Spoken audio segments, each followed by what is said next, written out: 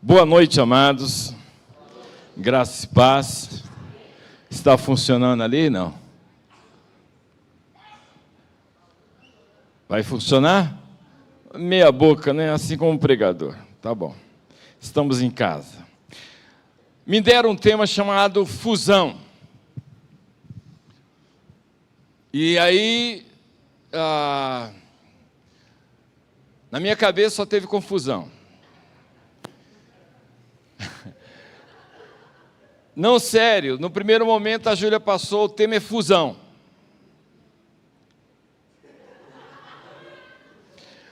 Aí depois de um tempo, aí eu falei, mas fusão? Aí ela falou, não, fusão, e é fácil. Fusão e tal, aí ela chegou e mandou depois o tema que é justiça e o amor de Deus. Muito bem. Aí, na minha cabeça, teve mais confusão.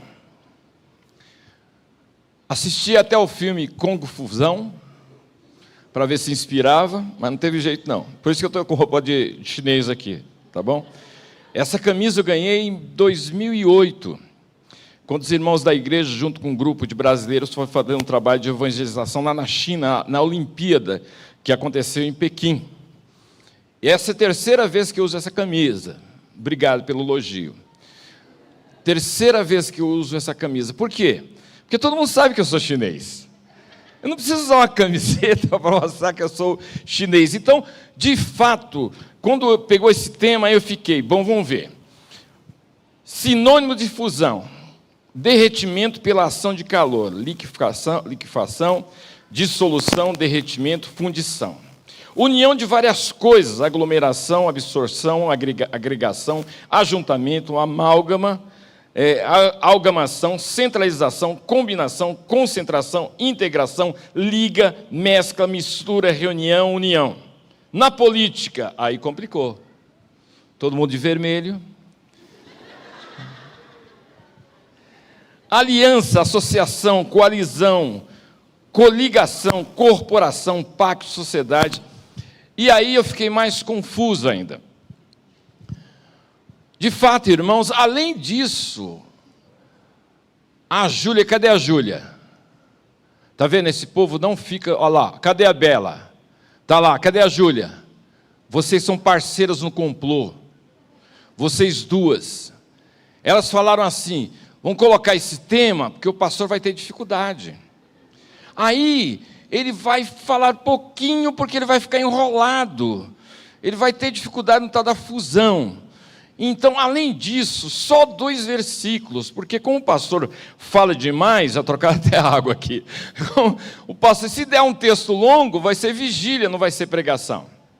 Porque os irmãos são membros da igreja, sabem disso. O pastor começa a pregar, os irmãos vão embora, voltam, o pastor está pregando, foram para o trem, voltaram, o trabalho, o pastor está pregando.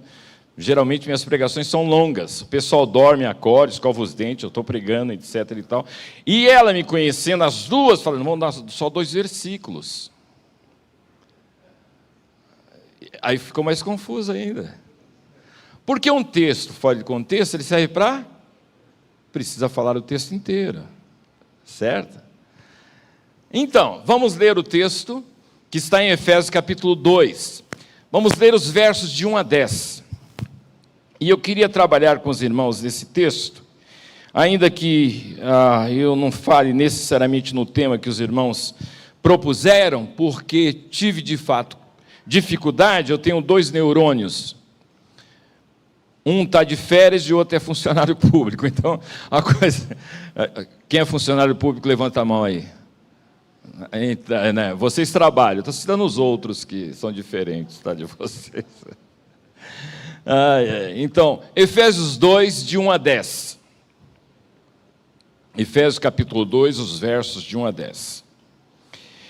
Ele vos deu vida, estando vós mortos, vossos delitos e pecados, nos quais andastes outrora segundo o curso desse mundo, segundo o príncipe da potestade do ar, do espírito que agora atua nos filhos da desobediência, entre os quais também todos nós andamos outrora, segundo as inclinações da nossa carne, fazendo a vontade da carne e dos pensamentos, e éramos por natureza filhos da ira, como também os demais. Mas Deus, sendo rico em misericórdia, por causa do grande amor com que nos amou, e estando nós mortos em nossos delitos, nos deu vida juntamente com Cristo, pela graça sois salvos. E juntamente com Ele nos ressuscitou, e nos fez sentar nos lugares celestiais em Cristo Jesus, para mostrar nos séculos vindouros a suprema riqueza da sua graça, em bondade para conosco em Cristo Jesus. Amém ou não? Amém ou não? Amados, só o texto a gente já está bom. Esse texto tem tanta riqueza, eu vou ter que gastar alguns minutos da paciência de vocês para trabalhar esse texto. Martin Lloyd-Jones, um pastor inglês, ele pregou durante 5 anos em Efésios. Penso que nesse texto de 10 versículos ele deve ter gastado aí alguns meses, e nós vamos gastar alguns minutos nesse texto, de tanta riqueza que nós temos nesse texto. Aliás, a Epístola aos Efésios, nós temos trabalhado aqui na igreja nos cultos de quarta-feira, estamos aí, eu acho que quantos? 2 anos, acho. Já faz um tempo estamos trabalhando, estamos no capítulo 2. As riquezas que nós temos nesse texto é algo impressionante. Paulo estava preso. Dentre diz Orígenes, que foi um dos pais da igreja, que Paulo experimentou em sua caminhada aqui nesse mundo, pelo menos 7 vezes ele esteve preso. Em uma dessas prisões, provavelmente em Roma, ele escreveu essa epístola aos Efésios. Ele escreveu, na verdade, 4 das suas 13 cartas, 4 ele escreveu nesse período: Efésios, Filipenses, Colossenses e Filemão. A carta aos Efésios é considerada a rainha das epístolas do apóstolo Paulo. Então notem, amados, Deus tirou o apóstolo Paulo, que era um camarada profundamente ágil. A palavra imediatamente é o tipo da palavra que se aplicava ao apóstolo Paulo. Um camarada ligeiro, ele não parava. Deus pegou aquele camarada, olha, você vai ter um pit stop. Colocou ele na prisão. Em vez de ele ficar amargurado, chateado, triste, desanimado, pelo contrário, ele aproveitou aquele tempo para meditar e escreveu algumas cartas, dentre elas essa carta aos Efésios, que fala sobre as riquezas que nós temos em Cristo Jesus. Há um livro que não foi traduzido para o português, que é uma série de pregações de um pastor norte-americano, e o tema é Você é Rico, baseado nesse texto, nesse texto de Efésios. Você é rico. Olha para o teu irmão e diga assim: você é rico, irmão. Às vezes nós não sabemos da riqueza, e às vezes nós não nos apropriamos dessa riqueza que já temos em Cristo Jesus. São riquezas espirituais, não são riquezas materiais. São riquezas eternas, que vai além desse contexto nosso aqui. Aqui, a riqueza que nós temos aqui, se porventura temos, é algo que tem um prazo de validade, é para aqui o agora. Essa riqueza que nós temos em Cristo, que ninguém pode roubar, ela é eterna. Então nós temos uma riqueza em Cristo. Paulo fala muito bem isso no capítulo 1, capítulo 2, ele fala a respeito dessa experiência maravilhosa que tivemos em Cristo Jesus. Primeiro, ele coloca a pior condição que existe. Isso, pior condição que existe. Os primeiros versos do capítulo 2. Ele vos deu vida, estando vós mortos. Mortos. Morto é aquele que não tem vida. Bom, novidade, é óbvio, né? É claro, né? Nossa, descobriu, né? Morto é aquele que não tem vida. Na verdade, é aquele que não tem vida com Deus. Ele está distante de Deus. E por estar morto, ele é insensível em relação a Deus. Ele não fala com Deus, ele é mudo. Ele não ouve a Deus, porque ele é surdo. Ele não anda, porque não anda nos caminhos de Deus. Ele é paralítico em relação a Deus. Ele é morto. Ele não fala com Deus, ele não ouve Deus, ele não vê Deus. Ele não se alimenta do alimento celestial. Está morto. Morto não anda, morto não fala, morto está imóvel. Você pode até tentar se relacionar com o morto. mas ele não responde. Não sei se você já viu cenas em velório, é muito comum, no momento de tristeza, no momento de abatimento, o parente, ou a esposa, ou o marido, ou o filho, ou mesmo o pai, começa a falar com o morto. E não há resposta, porque ele está morto, ele não tem vida. Assim é o homem distante de Deus, ele está morto, ele não tem vida, ele está distante, ele é insensível, ele é duro, enrijecido. O que é vivo muda, é transformado. O que é morto, não. O morto, ele se decompõe. Por que razão a gente enterra os mortos? Pergunta para o teu amigo aí universitário, por que razão? Do lado aí, por que razão se enterra um morto? Por que razão? A razão é clara. O homem se decompõe, ele começa a cheirar mal.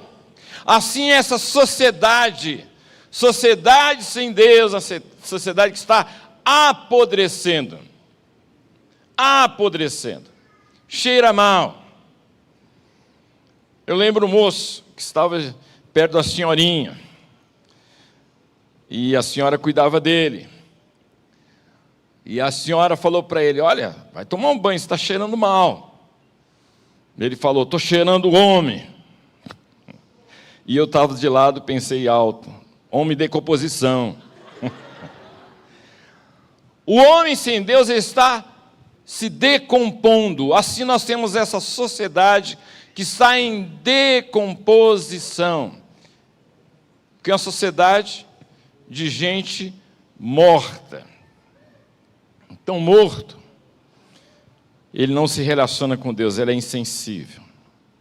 Segundo, se você pegar o seu texto, no verso seguinte, diz que esse morto, nós que estávamos mortos, nós andávamos segundo o curso desse mundo, segundo o príncipe da potestade do ar, do espírito que agora atua nos filhos da desobediência, segundo as inclinações da nossa carne, fazemos a vontade da carne e dos pensamentos.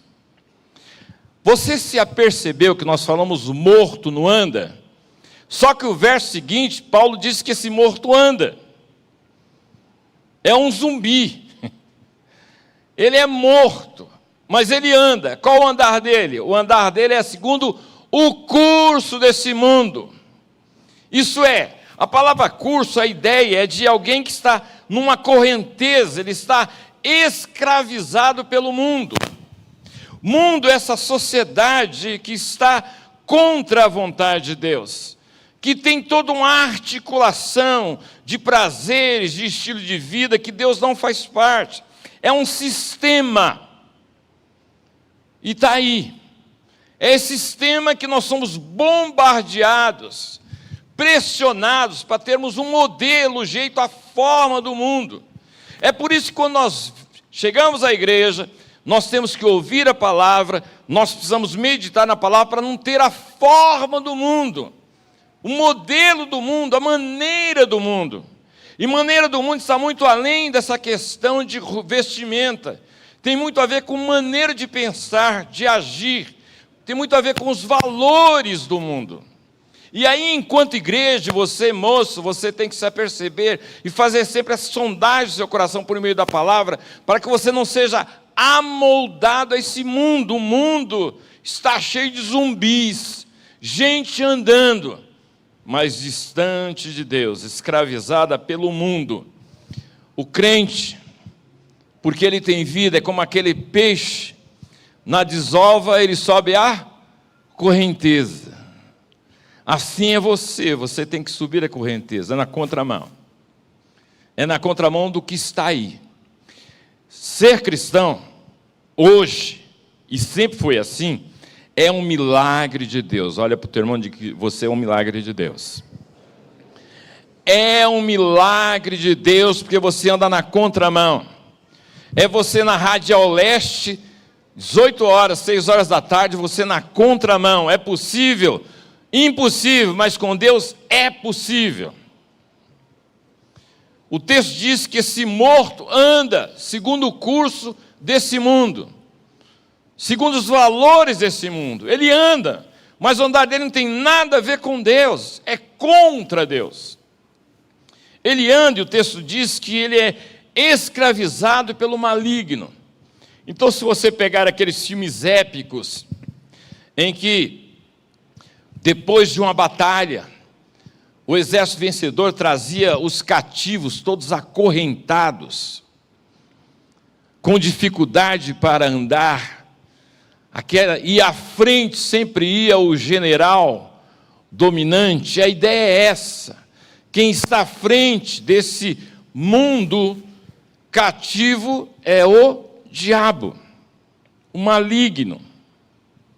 É ele quem domina, quem cria toda essa estrutura de prazeres, de deleites e valores que escraviza o homem, que leva o homem à escravidão. Então o texto diz que é um andar segundo o curso desse mundo, segundo o príncipe da potestade do ar.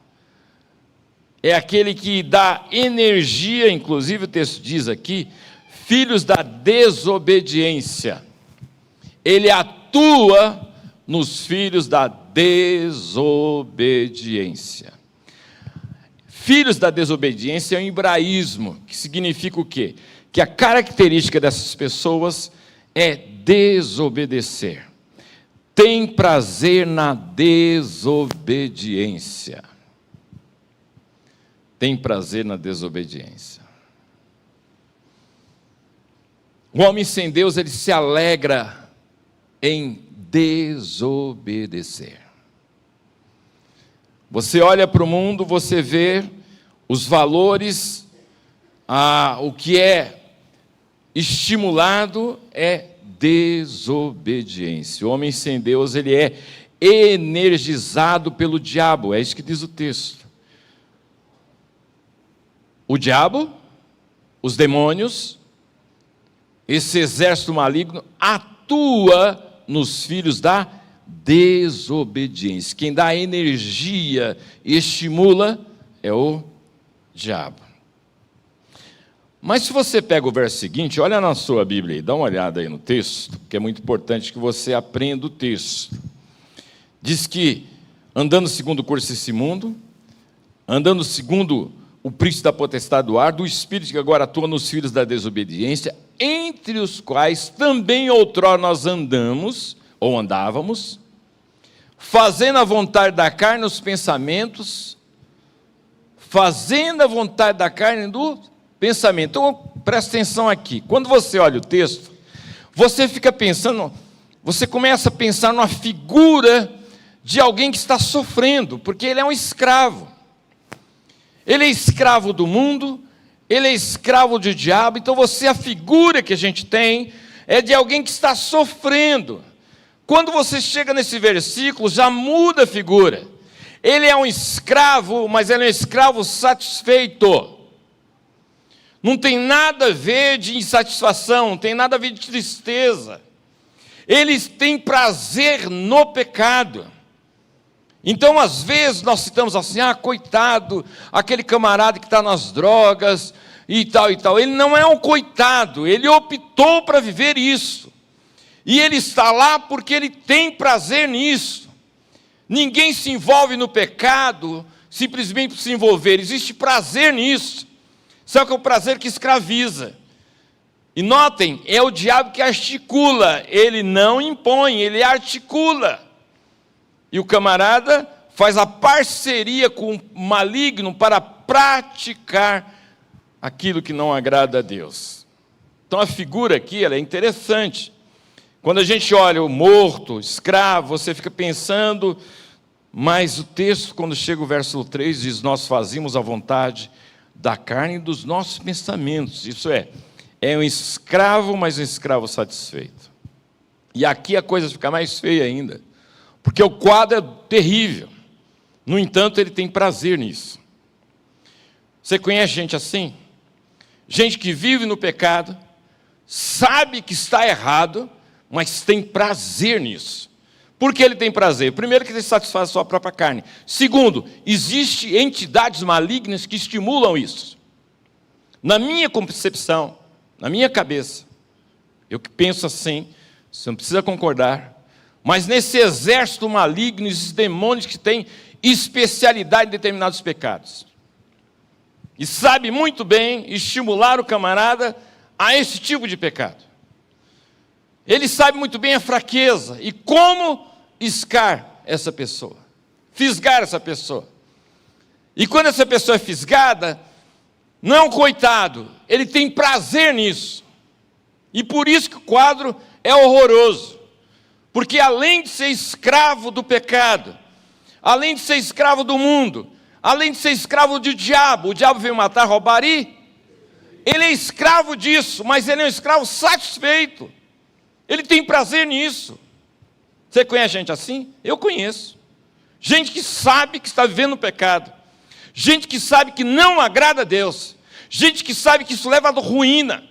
Gente que sabe que é o diabo que tem estimulado a viver esse estilo de vida. E ele resolve viver assim mesmo. Filho da desobediência. E o texto diz aqui que existe um Deus que se ira. O texto diz aqui, fala, filhos da ira. Não pense que passa impune quando se vive no pecado. Não pense que fica de graça, não acontece nada, vai terminar em pizza. Não termine em pizza, Deus é justo. Não se brinca com Deus. Então, meu amado, se existe alguma prática de pecado na sua vida, rompa em nome de Jesus. Porque o sangue de Jesus nos purifica, nos liberta de todo e qualquer poder do maligno na nossa vida. E o pecado na nossa vida é poder do diabo na nossa vida. Deus não se agrada disso. Devemos ter consciência que nós não podemos brincar com isso. Nós vivemos tempos de facilidade. Nós vivemos tempos de muita facilidade. E essa facilidade, às vezes, nós achamos que é assim mesmo, que não tem problema nenhum, que nós temos o defeito de fabricação, afinal de contas somos pecadores, e Deus não vai ligar para isso. Filhos da ira, diz o texto. Quem vive assim está debaixo da ira de Deus se não houver arrependimento e mudança. É a pior condição que existe. Pode ser que do lado de fora se produz, fique bonitinho, parecendo que, nossa, olha que lindo, mas diante de Deus ali está um zumbi, um cadáver que está apodrecendo. Cheira mal. Filhos da ira. Agora, o texto fala da maior motivação que existe. Olha o verso 4 da sua Bíblia. Essas duas palavrinhas. Mas Deus. Risca essa palavrinha na sua Bíblia. Você do celular tem pena de você. Usa a Bíblia, tá? Mas Deus. Não tenho pena. É útil, mas usa a Bíblia só. A Bíblia é melhor. Mas Deus. Aqui mostra a ação de Deus. E aqui, de fato, amados, nós ficamos surpreendidos, porque mais Deus, sendo rico em misericórdia, por causa do seu grande amor com que nos amou, estando nós mortos nos nossos delitos e pecados, nos deu vida juntamente com Cristo. Pela graça sois salvos. 3 palavras lindas, né? Misericórdia, amor e graça. Deus poderia reagir simplesmente mandando para o inferno, com toda a autoridade. Mas Deus, sendo rico em misericórdia. Olha para o teu irmão e diga assim: o que significa misericórdia, irmão? Aí ele vai falar: misericórdia. Não sei. Misericórdia é a junção de 2 palavras, na nossa língua portuguesa, 2 palavras latinas. Miserere, que significa ter compaixão, e cordes, que significa coração. É compaixão, ter o coração com compaixão desse miserável, ou ter o miserável no coração. Misericórdia é Deus não dar o que você merece. Deus não dá o que você merece. O que você merece? Punição. Deus não dá. E o que você não merece, Deus dá. Chama graça. Misericórdia é aquilo que você merece, Deus não dá. Misericórdia, graças a Deus, né? Por que você merece? Punição. E Deus reage te abençoando com graça. É dar aquilo que você não merece. Você não merece. Você não merece. Amados, nós estávamos perdidos, Ele veio ao nosso encontro e nos salvou. Nós merecíamos castigo, Ele agiu com bondade. Nós merecíamos condenação, Ele agiu com graça. Nós estávamos mortos, Ele nos deu vida. Ele nos salvou, estando nós perdidos. Nós estávamos condenados para o inferno, Ele veio e nos salvou. Essa mudança é porque Deus nos amou. Eu sei que vocês sabem disso, conhecem muito bem essa palavrinha que tem muito sido falada aí nas igrejas, né? Amor. Amor. No grego nós temos pelo menos 4 palavras para amor. No Brasil, no português, a gente precisa resgatar o que significa amor, né? Porque quando se fala em amor, a gente só pensa, ou muito se pensa, em função do próprio mundo, em relacionamento sexual. No grego a palavra seria eros, e não amor, né? Inclusive há um título sugestivo de um livro, que o título é Como Fazer Amor Sem Tirar a Roupa, porque é justamente que vai além dessa palavrinha eros. A palavra bíblica aqui é ágape, amor sacrificial. Deus se entregou por nós, em Cristo Jesus, por amor. Esse amor é amor que se entrega, que se doa, que se dá. Por quem? Pelo morto, pelo perdido, por aquele condenado. Isso é amor. Amor incondicional, que vai além da nossa compreensão. Deus te ama como se você fosse o único objeto do amor dele. Presta atenção aqui, irmão, ó. Deus te ama como se você fosse o único objeto do amor dele. Quem diz isso é Agostinho. Isso é, Deus te ama como se não tivesse mais ninguém. Jesus morreu por? Não, por mim. Não, é verdade, por nós sim, mas por você. Individualmente, você está entendendo? Se ninguém cresce, Jesus teria morrido só por você. O amor de Deus é personalizado, não é a coisa no coletivo, é verdade, mas Deus me ama. Qual a prova disso? Jesus morreu por mim. Vamos repetir, Jesus morreu por mim, por você. Paulo diz isso com muita alegria, Jesus morreu por mim. Claro que Ele morreu por todos nós, mas por mim. Se você fosse a única pessoa que cresce, Jesus teria morrido só por você. Só por você. Esse amor maravilhoso é que move a graça. William Hendrickson, ele definiu a graça assim: a graça de Deus é seu favor ativo, que coroa, que concede o maior de todos os dons a quem merece o maior de todos os castigos. Vamos repetir para a gente guardar? A graça de Deus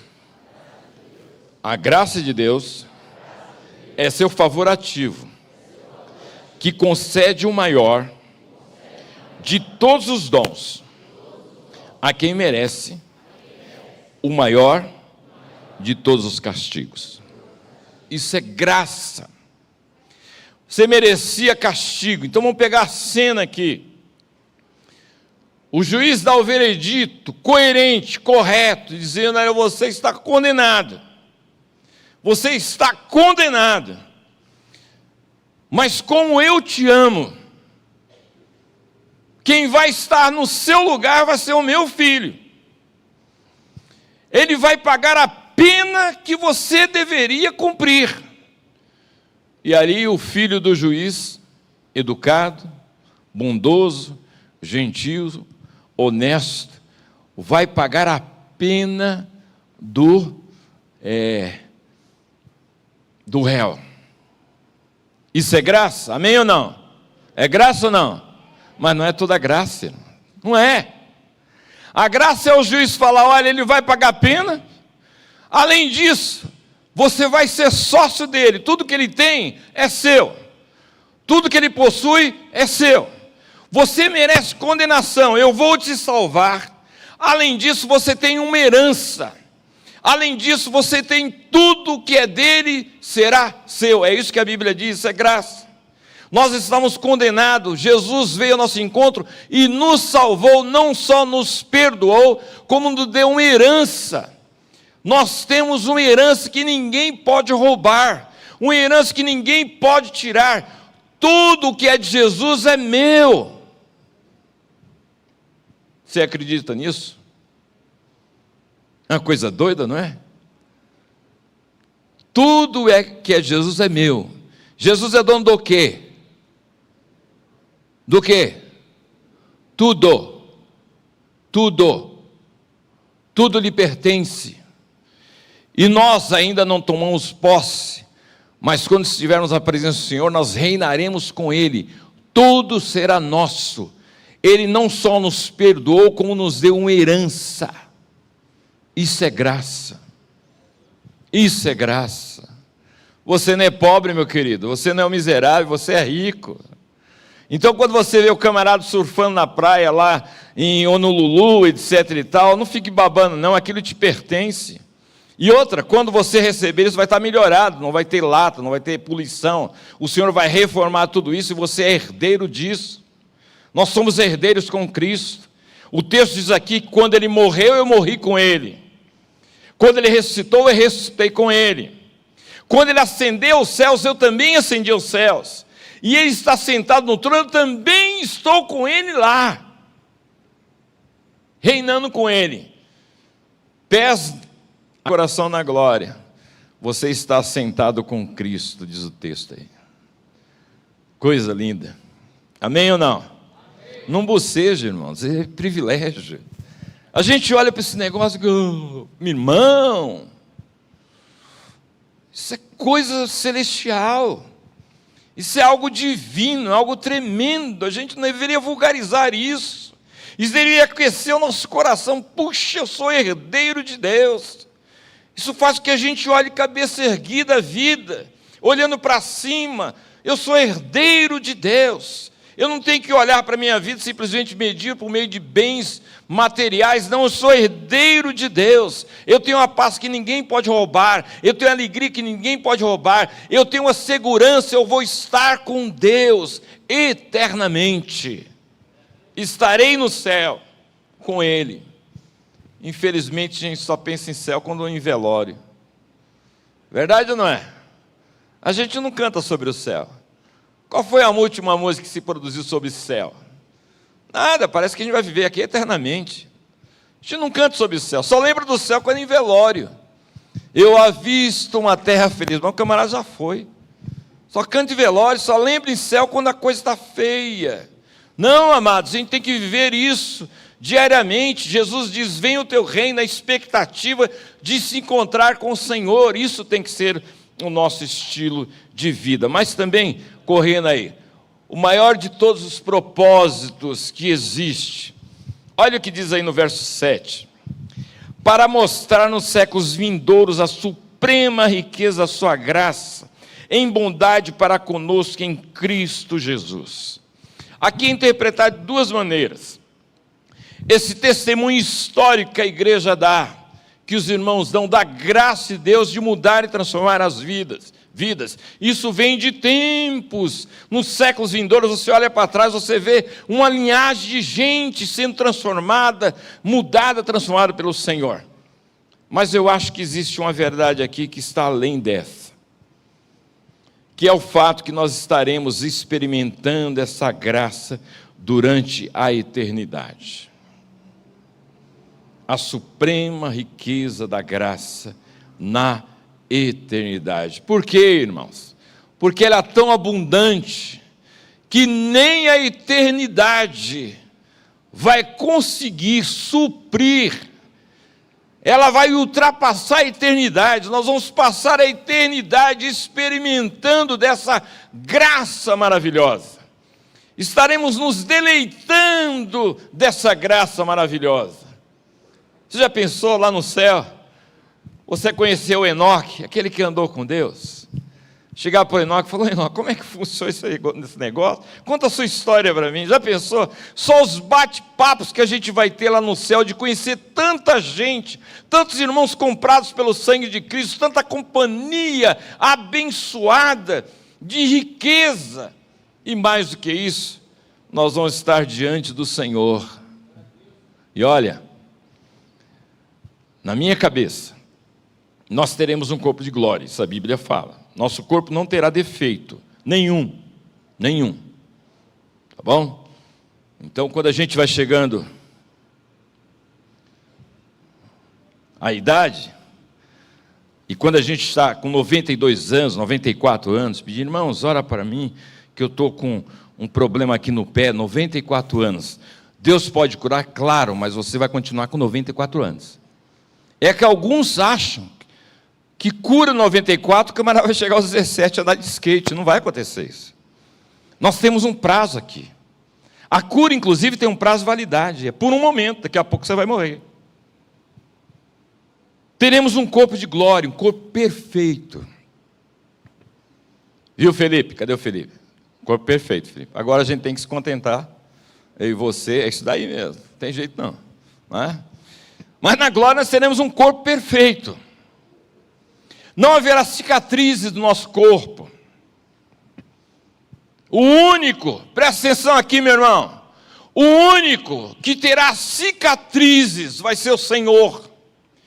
Quando nós olharmos para aquelas cicatrizes, eu não vou ter, você não vai ter, mas tem algum, chamado Cordeiro de Deus. Tem um que está no trono. Esse carregou as nossas cicatrizes para todo sempre. Eu não terei cicatrizes, mas ele tem. Lembram? Ele ressuscita com corpo de glória, não toda a glória, mas ele está com corpo de glória, e ele é tocado. Ele passa a porta, lá em João 20, os discípulos estão com medo, ele chega no meio dos discípulos, e diz: paz seja convosco, e os discípulos tocam. Isso é o corpo de glória. Pode passar na parede, pode ser tocado. Isso é corpo de glória. E ele levou as nossas cicatrizes. Eu não terei, mas ele terá. E quando eu olhar para aquelas cicatrizes, irmãos, a gente vai ficar olhando e contemplando e adorando esse Senhor, porque levou os nossos pecados para todo sempre. A única coisa que nós não saberemos lá no céu, isso é, nós vamos conhecer e passar a conhecê-lo eternamente, vai ser Deus. As outras coisas a gente vai saber. A gente vai saber que nós estivemos aqui no dia 8 de janeiro de 2024, num congresso da DEPAC. Nós vamos saber.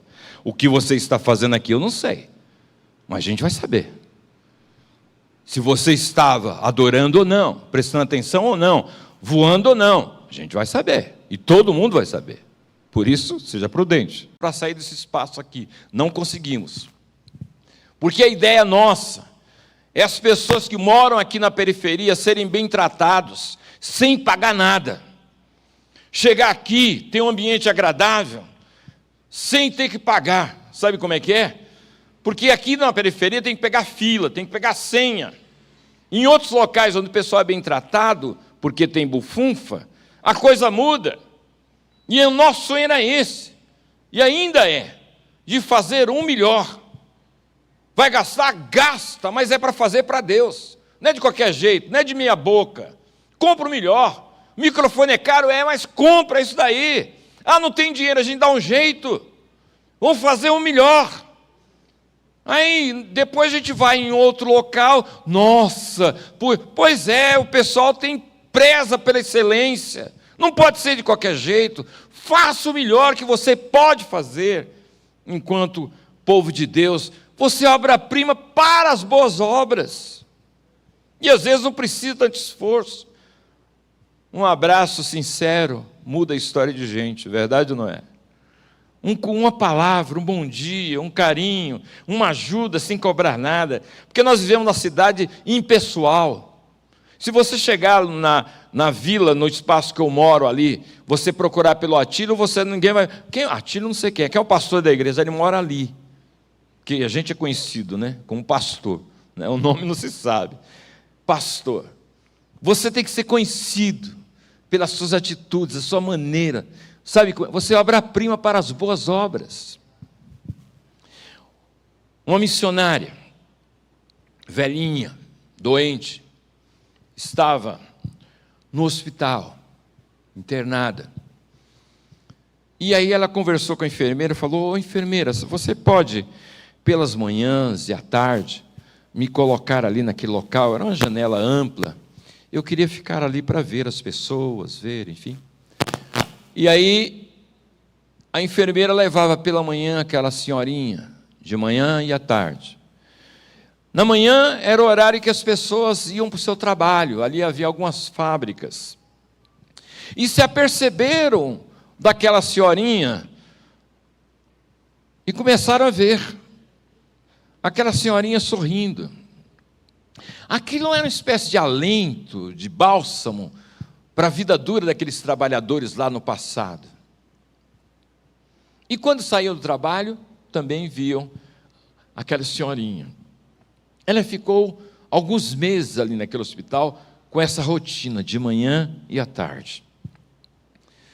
E pela manhã ela não só sorria, ela orava por aquelas pessoas. E quando ela faleceu, as fábricas fecharam. E todo mundo foi no velório daquela senhorinha, porque ela foi uma bênção na vida de pessoas. O que ela fez? Ela só olhava e sorria. Mas você sabe que isso pode fazer diferença na vida das pessoas? Você é obra-prima de Deus, meu irmão. Obra-prima de Deus. Tratado por esse Deus, criados em Cristo Jesus para as boas obras. Isso é, você, para fazer coisas boas, você precisa ser tratado pelo Cristo, em Cristo Jesus, para as boas obras. Aqui está a maior exposição de arte, hoje, a Igreja do Senhor. Obras-primas do artista, o único que pode pegar gente morta e transformar em obra-prima. Amém, amados? Amém. Lá em Portugal tem algumas igrejas prédios, né? Confeccionadas com ossos de gente. Alguns já tiveram a oportunidade de ver essas igrejas, né? Catacumbas, né? Toda de ossos. Então a pessoa entra, está um crânio, um fêmur, né? Clavícula, etc. Está toda construída com ossos. E a frase na entrada ela é animadora. Ela diz assim: esses são os ossos daquele que foram esperando os teus. Nossa, que mensagem otimista, né? Com Deus é diferente. Pega gente morta e transforma em obra-prima, que caminha, que anda, que tem vida, que sorri, que abraça, que cumprimenta com gentileza, que é sal da terra e luz do mundo. Esse milagre chamado povo de Deus. Moço, que Deus te abençoe na sua caminhada. Deus tem história bonita para escrever na sua história, sua caminhada, com certeza. Agora, posição séria de compromisso com Ele. Amém, amados? Vamos orar. Se naquilo que foi ministrado, alguma palavra falou ao seu coração, você recebeu essa palavra como vinda de Deus, eu queria te convidar a você responder a Deus com atitude de fé, de se dispondo nas mãos dEle. Respondendo numa atitude de fé: Senhor, eis-me aqui. Eu tenho vivido isso, mas eu quero romper com essa prática. Eu tenho tido esse comportamento, mas eu quero mudar esse comportamento. Eu tenho agido de maneira irresponsável, mas eu quero mudar isso e conto com a sua graça.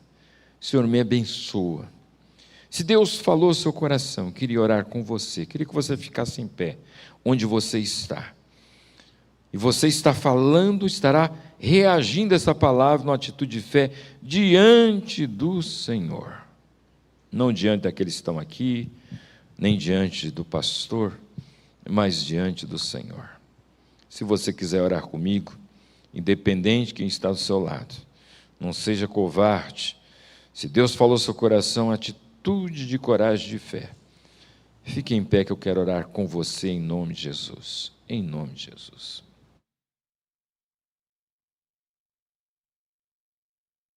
Por tua palavra. Muito obrigado, Senhor, por essa bênção maravilhosa. O Senhor veio ao nosso encontro. Nós outrora éramos mortos, estávamos mortos, nossos delitos e pecados. Escravos do mundo, do diabo. E éramos escravos satisfeitos. O Senhor teve misericórdia de nós. Veio ao nosso encontro, abriu os nossos olhos. E nós vimos a miséria que vivíamos. Aí nós compreendemos, por tua graça, o que o Senhor fez por nós na cruz do Calvário. Louvado seja o teu nome, Senhor. Te agradecemos pelo sacrifício de Jesus Cristo, que mudou a nossa história. Te louvamos pelo sangue derramado que nos purifica de todo pecado. Te agradecemos porque nele nós morremos, nele nós ressuscitamos e nele nós ascendemos aos céus e hoje estamos assentados à direita do Pai, junto com Cristo. Louvado seja o teu nome. Ainda que caminhando nesse mundo, no nosso coração nós temos a certeza que estamos em Ti. Louvado seja o teu nome, Senhor, porque o Senhor transformou a nossa vida. Hoje nós somos obra de arte. Outrora rascunho, borrões, o Senhor veio ao nosso encontro e transformou a nossa vida. Hoje nós somos obras-primas em Tuas mãos. Deus nos abençoe para virmos nos desafios da vida oportunidades de servir ao Senhor. Obras que o Senhor já preparou para que estivéssemos vivendo, praticando aquilo que o Senhor já de antemão preparou. Abre os nossos olhos, o nosso coração, a nossa disposição para honrar-te, Senhor. Em nome de Jesus nós te louvamos agradecidos. Amém. Amém, amados. Deus abençoe os irmãos.